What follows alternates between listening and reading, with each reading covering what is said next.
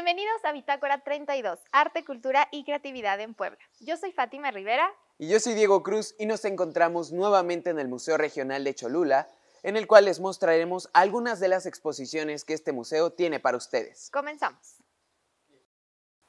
Nos encontramos con el director y antropólogo del Museo Regional de Cholula, Luis Martín Martínez García, quien nos platicará acerca de este gran museo. ¿Cómo está, Luis? Estoy muy bien, muy buenos días, bienvenidos al Museo Regional de Cholula. Este inmueble fue inaugurado en 1910, tiene todo el estilo porfiriano. Desde sus inicios, este inmueble se dedicó a un hospital y específicamente a la cura de las enfermedades mentales. Como ven, es un espacio muy grande, cerca de 2 hectáreas, del cual este estilo porfiriano se distribuyó en amplios jardines y diferentes galerías en donde se atendían a los diferentes enfermos. ¿Nos puede platicar un poco de cómo se compone este museo y las exposiciones permanentes? Claro que sí. Antes de pasar a nombrar las exposiciones, déjenme decirles que el inmueble fue inaugurado por la Orden de San Juan de Dios, los famosos juaninos. Ellos, por supuesto, desarrollaron este inmueble como un hospital privado. Y bueno, afortunadamente para nosotros, este estilo porfiriano nos da como referente diferentes galerías, de las cuales nosotros tenemos las diferentes salas. Al principio, en esta parte de aquí, tenemos sala 1, 2 y 3, de la cual en la primera sala nos da cuenta de la historia geográfica y geológica del lugar, ya que este espacio es muy óptimo para el asentamiento cultural de los seres humanos, ya que los volcanes, en este caso el Iztaccíhuatl, todo ese escurrimiento de agua, ya sea por medio de ríos, manantiales, hace fértil todo este espacio. Por lo tanto, los asentamientos vienen del 900 años antes del nacimiento de Cristo y por lo tanto también nosotros necesitamos hacer específico cómo fueron y cómo se dieron estos asentamientos alrededor de los manantiales. Y Cholula es un lugar de manantiales y como vemos también en Cholula tenemos una pirámide muy importante denominada el Tlachihualtépetl, que sus asentamientos se dieron del 100 al 700 aproximadamente. Bien, nosotros pasamos de sala 1 a sala 2, en donde tenemos la historia de Mesoamérica y aterrizamos este conocimiento de Mesoamérica con este concepto a Cholula. Posteriormente pasamos a sala 3, en donde tenemos una adecuación museológica y damos cuenta de la historia virreinal del lugar, en donde tenemos una nueva exposición que se llama Vírgenes Devociones de la Conquista, de la cual vamos a entrevistar, ustedes seguramente lo harán perfectamente, al maestro Gustavo Mauleón y a la doctora Lidia Gómez. Posteriormente sigue sala 4, sala 5, en donde estamos nosotros dando cuenta del lugar, de esas migraciones tan importantes a este espacio, óptimo para los asentamientos y la supervivencia y la vivencia del ser humano. Y sala 5, que sería la historia de la pirámide o el Tlachihualtépetl, que significa cerro hecho a mano. Posteriormente pasamos a sala 7, que afortunadamente para los chicos y para los jóvenes tenemos una sala de alebrijes. Sala 8, que sería a través de una lectura de bienes, no son de bienes, son de artesanías. La sala 8 tiene arte popular, del cual nos da cuenta de las 32 regiones del estado de Puebla. Esas son nuestras salas permanentes. Ok, director, ¿cuáles son los días que podemos visitar y el costo del museo?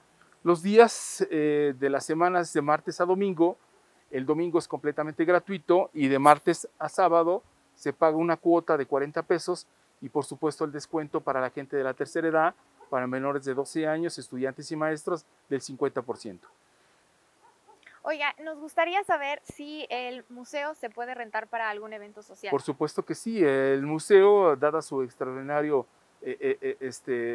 ubicación y además sus espacios están abiertos, se renta para eventos sociales.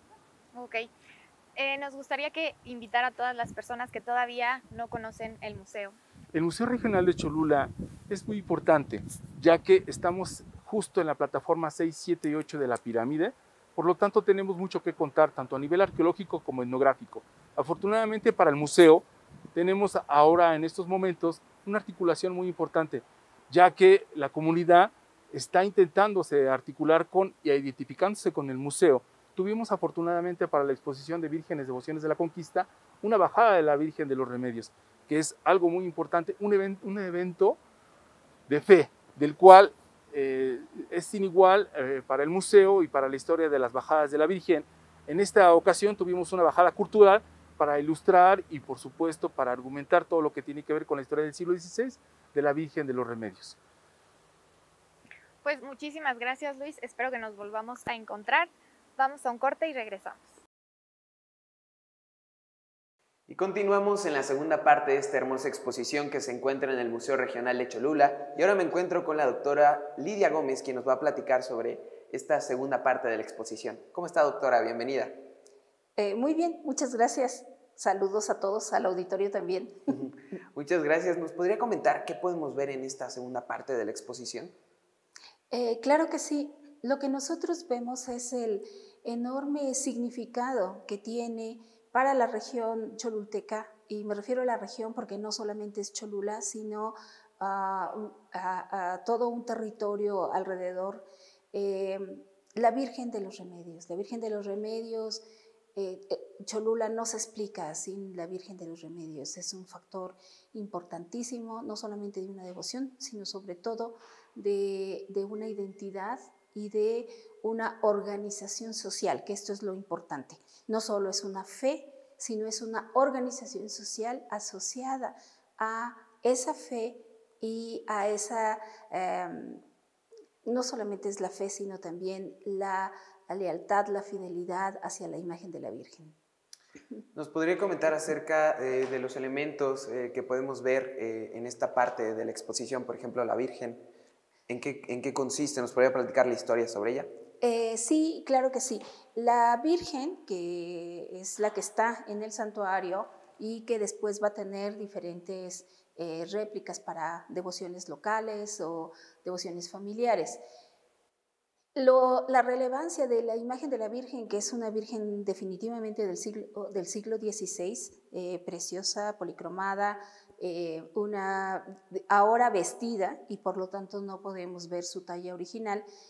¿Qué es lo relevante? Que por su propia naturaleza, por el propio material con el que está hecho, y podemos datar también por el estilo, por la técnica, al siglo XVI europeo, sabemos que fue traída por los españoles y sabemos que al ser insertada en la vida de la evangelización, en la vida cotidiana de los pueblos, fue rápidamente adoptada, y al propio siglo XVI tenía una enorme devoción, enorme, que no puede ser explicada como una imposición.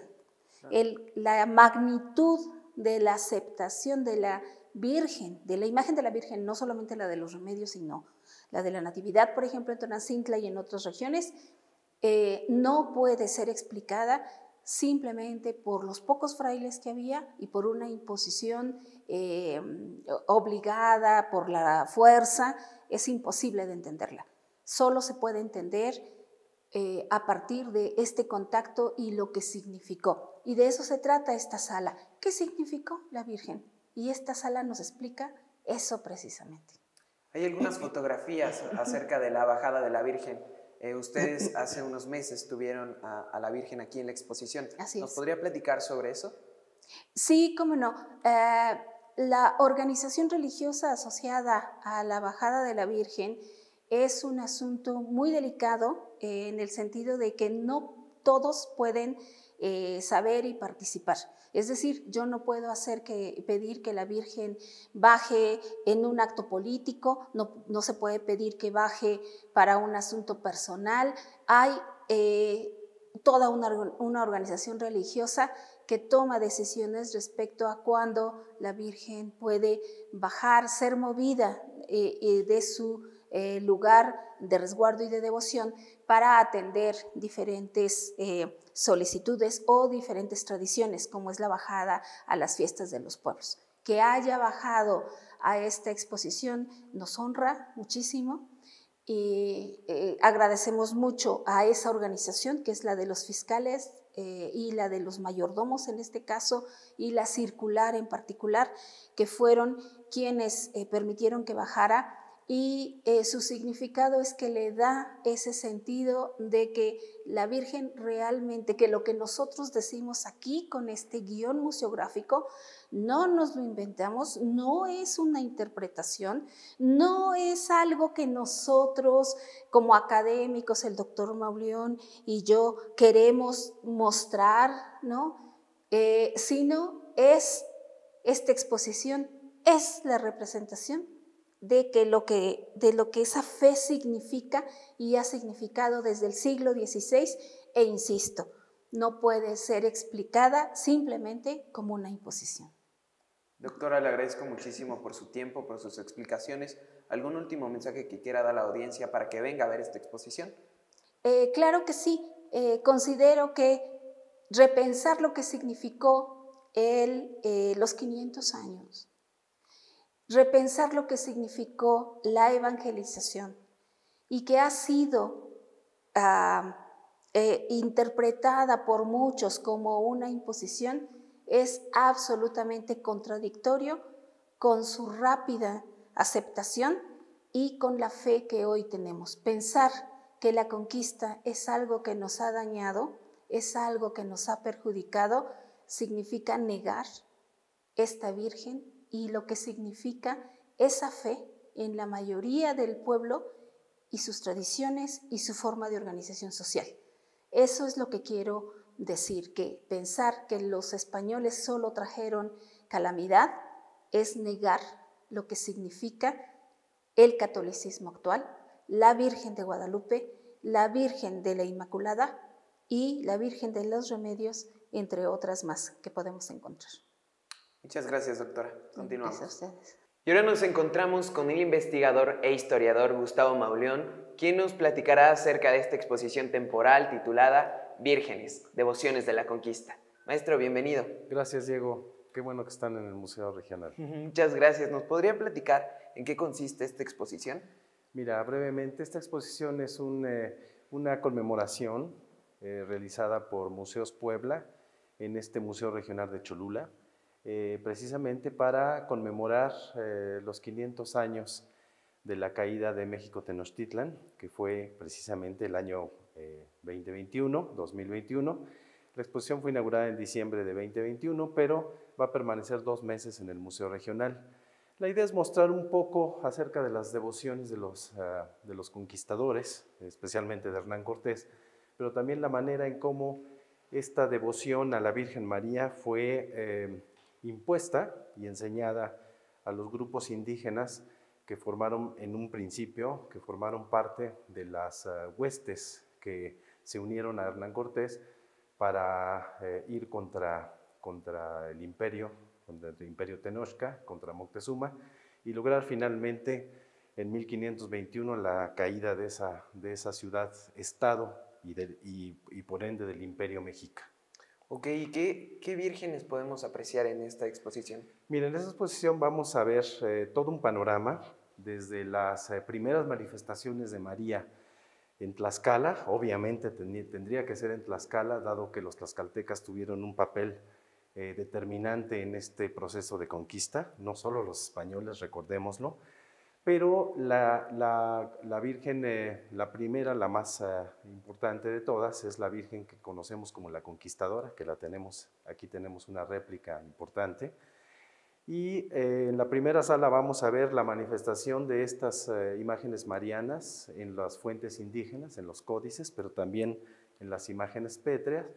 Y en esta segunda sala vamos a ver la imagen de la Conquistadora, algunas referencias al retablo donde se encuentra en la capilla del Beato Fray Sebastián de Aparicio en la iglesia de San Francisco de Puebla, pero además aquí acompañan a esta imagen unas fotografías de autor de elementos importantes de la manifestación de esta Virgen Conquistadora que están en Tlaxcala, que se encuentran en grabados de la Biblioteca Palafoxiana, que son muy importantes, y vamos a ver también documentos que acompañan la historia y que de alguna manera documentaron esta historia importante de la Virgen, como la información jurídica que está en aquella vitrina, que fue recogida a finales del siglo XVI, pero aquí la tenemos en una edición de 1804 del cura Joaquín Alejo Meave, pero vamos a ver también otros testimonios que recogen autores.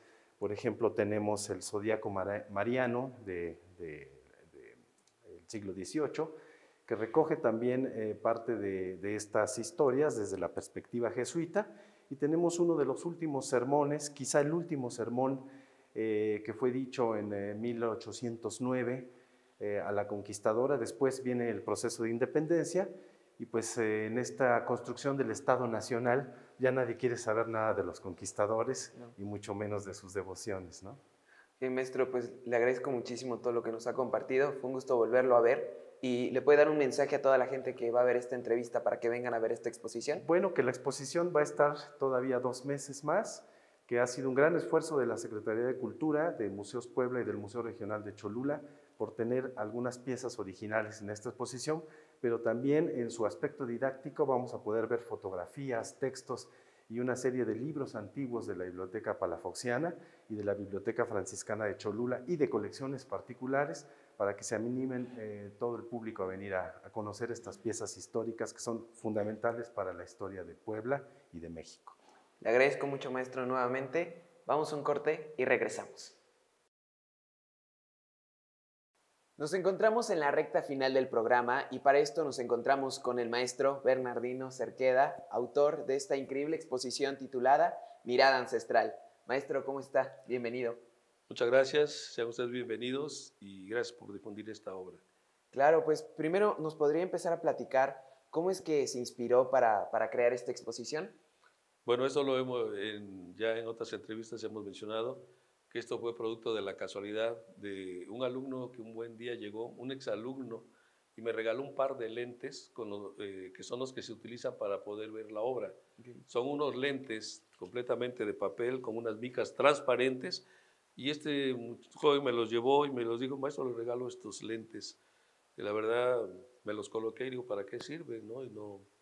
Pero un buen día, haciendo un ejercicio con los alumnos, hicimos un ejercicio de monotipia, llegó este exalumno que me visitaba con mucha frecuencia y me dijo: ¿todavía tiene los lentes que le regalé? Sí, aquí están, ¿no? Aquí están los lentes. Y bueno, ya al ver el ejercicio, vi cómo brincaban unos colores y ahí surge esta técnica. Okay. Ahí surge de manera muy casual, utilizando estos lentes adecuados y los idóneos para ver y contemplar esta obra. ¿Cuántas piezas y esculturas componen esta exposición?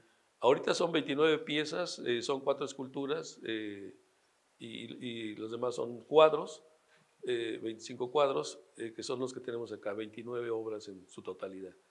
Pero de estas mismas, bueno, yo tengo en promedio de una producción de unas 300 obras. Muchas obras yo no las he expuesto. Esta es una temática que ha gustado mucho por abarcar, ¿no?, todo lo de nuestras culturas prehispánicas, que son trabajos bellísimos, que a mí me han conectado con cada una de estas obras prehispánicas, tanto mayas como aztecas, totonacas, y eso me gusta mucho, ¿no? Me encantó, y es que hemos dado este plus a esta obra prehispánica de esta manera. Ahorita que toque el tema de las culturas prehispánicas, ¿cómo es que logró fusionar a estas culturas con el color neón? Bueno, es increíble. Cuando yo empecé a trabajar esto, lo hacía yo en obra muy propia, empecé a aplicar estos colores, los colores normales. Posteriormente me di cuenta que podía yo anexarle para ponderar estos colores, tal y como los están viendo, con los colores fluorescentes, que no son muy armónicos, ni mucho menos muy utilizados en la plástica, porque son colores muy transparentes, que a base de pasarle todas las cantidad de veces necesarias para dar este color tan intenso, como ustedes lo están viendo, y ponderar la obra para que surja. Pero fue a base de una experimentación, un análisis de los colores para que poco a poco fueran siendo mejor, vamos, como está ahorita la obra. ¿Nos podría comentar en qué piezas y pinturas prehispánicas basó su arte? Pues como ustedes ven, esta que tenemos por acá, que es la serpiente bicéfala, es una de las primeras obras que yo realizo y encuentro varios detalles en ella. Este es un pectoral que se encuentra en Inglaterra, mide 12 centímetros, está revestido de turquesa.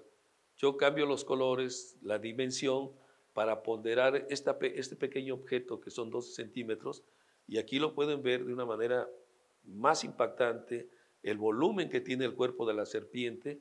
Con los lentes ustedes se lo ponen y pueden ver cómo está el volumen y la profundidad de la obra, al igual que el marco. Entonces fue una experiencia muy gratificante, y ahí empezamos a conectar cada una de las obras prehispánicas de diferentes culturas, porque a mí me gustaban y sabía que ya después de esta primera que podíamos presentar esta obra de esta manera como la están viendo.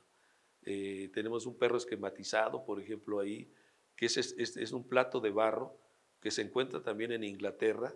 Está incompleta la parte de la trompa del perro, pero nosotros la aumentamos y le dimos este toque artístico por el ritmo de línea que tiene.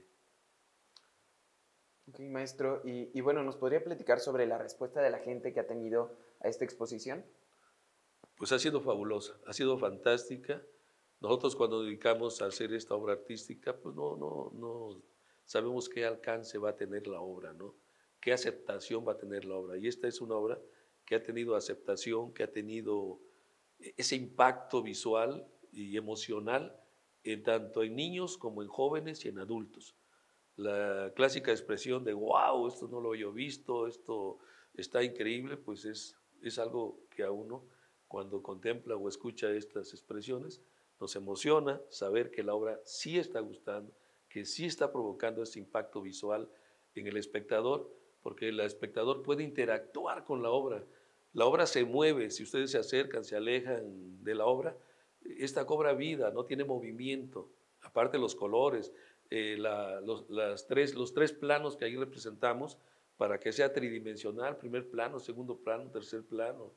Tenemos obra que el personaje se ve al frente, tenemos obra donde los personajes se ven en medio y a veces los metemos hasta en el primer plano. Entonces, todo ha sido un proceso de experimentar, de sacar, de hacer un estudio, un análisis muy bien de los colores para tener esta presentación. Maestro, lo felicito por su trabajo. ¿Nos podría contar a dónde podemos seguir viendo más sobre su trabajo y algún mensaje que le quiera dar a la audiencia?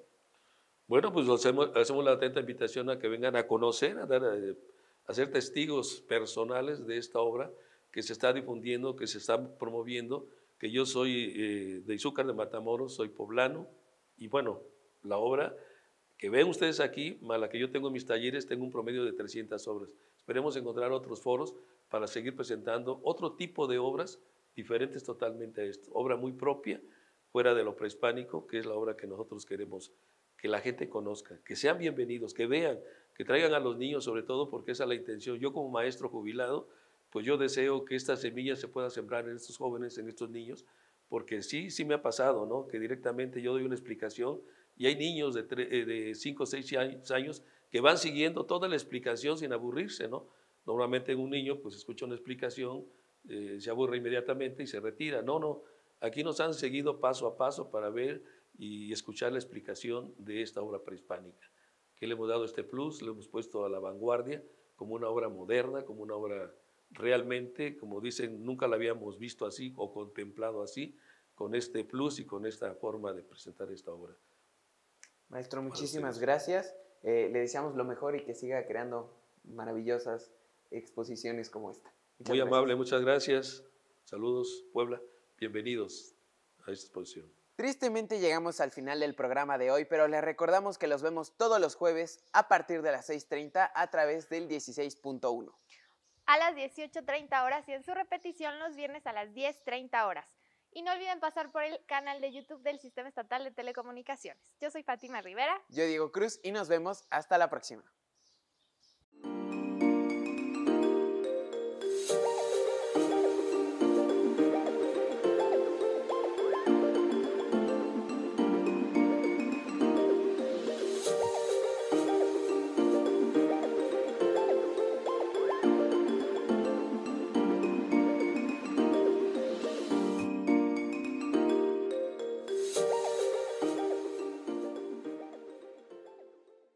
Gobierno de Puebla, un gobierno que siente y piensa como la gente. Tienes ganas de Puebla.